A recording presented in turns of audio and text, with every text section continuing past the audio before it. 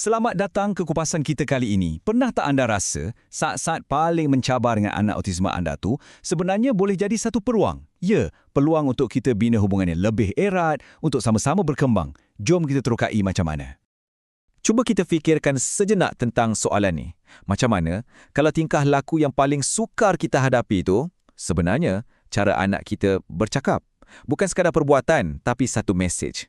Kalau kita mula fikir macam ni, percayalah, cara kita pandang semua benda akan berubah. Ia akan paksa kita untuk jadi pendengar yang lebih baik, kan? Okey, jadi kita akan mulakan perjalanan kita kat sini. Bahagian pertama ni saya suka panggil fasa jadi detektif. Ya, detektif tingkah laku. Apa kuncinya? Mudah je. Kita kena berhenti dari terus react atau bertindak balas. Sebaliknya, kita kena mula tanya, kenapa? Kenapa tingkah laku ni berlaku? Jadi, apa benda fungsi tingkah laku ni sebenarnya? Senang cerita, ia adalah sebab utama, purpose di sebalik setiap perbuatan. Setiap tingkah laku tu, tak kisahlah sekecil mana atau sebesar mana cabarannya, ia ada tujuan. Ada sesuatu yang anak kita cuba capai. Bila kita dah faham tujuan tu, barulah kita boleh bagi sokongan yang betul-betul kena pada tempatnya. Okey, jom kita tengok 4 kategori utama ni. Yang pertama, perhatian. Kadang-kadang anak kita cuma nak kita pandang dia, nak reaksi kita. Tak kiralah positif ke negatif. Kedua, lepas diri. Ini bila dia nak elak buat sesuatu. Mungkin kerja sekolah atau situasi yang dia tak selesa. Ketiga, access. Yang ni jelaskan, dia nak sesuatu, mainan ke, aktiviti ke. Dan yang terakhir, sensory. Ini pasal keperluan deria dia. Mungkin dia rasa overwhelmed atau sebaliknya. Bila kita dapat kenal pasti yang mana satu puncanya, dari situlah kita boleh ubah cara kita. So, macam mana nak mula jadi detektif ni? Senang aja, ada 3 langkah praktikal. Nombor 1, simpan rekod. Tulis semua benda, tarikh, masa, kat mana, apa yang jadi. Nombor 2, catat emosi anak masa tu. Dia penat ke, lapar, risau. Dan yang ketiga, dan ni paling penting, kaji balik semua catatan tu. Cari pattern atau corak. Percayalah, data yang anda kumpul ni, umpama emas. Sangat-sangat berharga. Baiklah, bila kita dah mula faham kenapa di sebalik tingkah laku tu, sekarang masanya untuk kita jadi lebih proaktif. Apa maksud proaktif? Maksudnya kita tak tunggu masalah datang. Kita sediakan satu persekitaran yang memang direka untuk bantu anak kita berjaya. Kita cuba potong masalah tu dari awal lagi. Cuba tengok perbezaan ni. Sangat ketara kan? Pendekatan reaktif ni, ibaratnya kita ni bomba. Kita tunggu api marak, baru kita kelang kabut nak padam. Kita cuma bertindak balas bila krisis dah jadi. Tapi, pendekatan proaktif pula, kita jadi macam jurutera keselamatan bangunan. Kita pasang sprinkler, kita letak alat pemadam api siap-siap. Kita jangka apa yang mungkin berlaku dan kita ajar kemahiran baru supaya krisis tu tak jadi langsung. Inilah yang kita nak capai. Jadi, apa bahan-bahan utama untuk bina persekitaran proaktif ni? Ada 4 tonggak penting. 1, rutin yang konsisten. Anak-anak dengan autism rasa selamat bila dia tahu apa yang akan jadi. 2, sokongan visual. Guna gambar, carta, apa saja yang boleh dilihat untuk jelaskan apa yang kita harapkan. 3, penyesuaian sensori. Sediakan ruang yang tenang, bagi dia fidget tools, bantu dia uruskan diri dia. Dan akhir sekali, nombor 4, pengukuhan positif. Bila dia buat sesuatu yang baik, puji dia, bagi ganjaran. Kita nak galakkan lagi tingkah laku macam tu. Okey, kita dah rancang macam-macam, kita dah proaktif, tapi hakikatnya akan ada hari-hari yang sukar. Momen-momen meltdown tu mungkin akan tetap berlaku. Jadi bahagian ni sangat penting. Kita akan bincang apa nak buat bila kita berada dalam saat genting tu. Macam mana nak uruskan meltdown dengan tenang dan penuh keyakinan. Sebelum kita pergi lebih jauh, kita kena betul-betul faham beza antara tantrum dengan meltdown. Ini 2 benda yang sangat berbeza. Tantrum ni selalunya ada matlamat. Anak tu mungkin nak sesuatu dan dia masih ada kawalan. Tapi meltdown, itu cerita lain.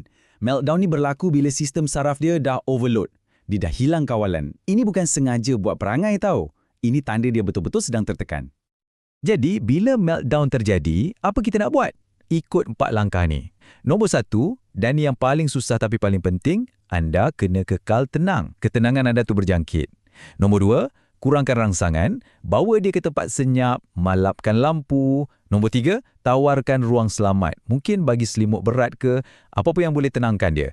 Dan nombor 4, tolong ingat ni, elakkan hukuman. Ini bukan masanya untuk denda, ini masanya untuk sokongan.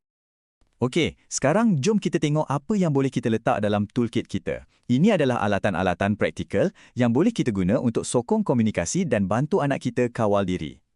Kita mulakan dengan alatan komunikasi. Kenapa? Sebab banyak kekecewaan datang dari tak dapat nak sampaikan apa yang kita rasa atau apa yang kita nak.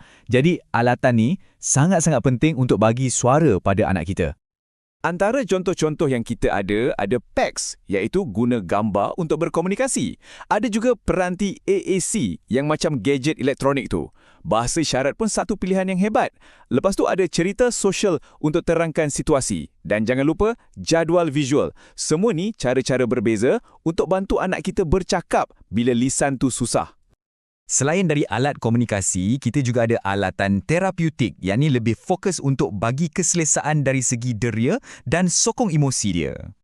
Contohnya terapi muzik. Ia boleh bantu dari segi mood, skill sosial, macam-macam lagi. Lepas tu, ada mesin peluk yang diilhamkan oleh Dr. Temple Grandin. Ia bagi tekanan mendalam yang sangat menenangkan. Konsep yang sama juga diguna pada selimut dan ves pemberat. Dan akhir sekali, melatonin sebagai bantuan semula jadi untuk pastikan anak kita dapat tidur yang cukup, yang mana sangat penting. Okey, kita dah cakap pasal anak, pasal strategi, pasal alatan. Sekarang kita nak cakap pasal anda, ya? Anda sebagai ibu bapa atau penjaga. Peranan anda ni sangat-sangat besar. Boleh dikatakan anda lah anchor atau sauh dalam semua ni. Anak anda akan tengok cara anda dan kejayaan dia banyak bergantung pada ketenangan dan konsistensi anda. Petikan ni, saya rasa ia merumuskan segalanya. Bertindak balas dengan tenang dan mantap. Tetapkan jangkaan yang jelas. Dan yang paling penting, elakkan reaksi emosi. Ingat, alat paling berkuasa yang anda ada adalah kawalan emosi anda sendiri. Dan macam mana nak kekal tenang kalau kita sendiri dah burn out kan? Sebab tu, anda mesti jaga diri sendiri. Cari support group, bercakap dengan ibu bapa lain, dengan ahli terapi. Ambil masa untuk rehat walau sekejap. Tolonglah ingat, anda tak keseorangan dalam perjalanan ni. Ibu bapa yang cukup rehat dan rasa disokong adalah ibu bapa yang terbaik untuk anak mereka. Satu perkara terakhir yang saya nak kita semua ingat. Bila kita dapat diagnosis tu, ia bukan penamat. Langsung bukan. Anggap ia sebagai titik permulaan. Permulaan untuk satu perjalanan baru. Untuk belajar, untuk berkembang dan untuk kita sama-sama temui kehebatan yang ada dalam diri anak kita dan juga dalam diri kita sendiri. Jadi, sebagai penutup, saya nak tinggalkan anda dengan soalan ni. Bila anda raikan satu kejayaan, tak kisahlah sekecil mana pun, cuba tanya diri sendiri. Okey, apa langkah kecil seterusnya yang boleh kita ambil bersama? Sebab inilah intipatinya. Perjalanan ini adalah satu kerjasama, satu langkah demi satu langkah. Teruskan melangkah.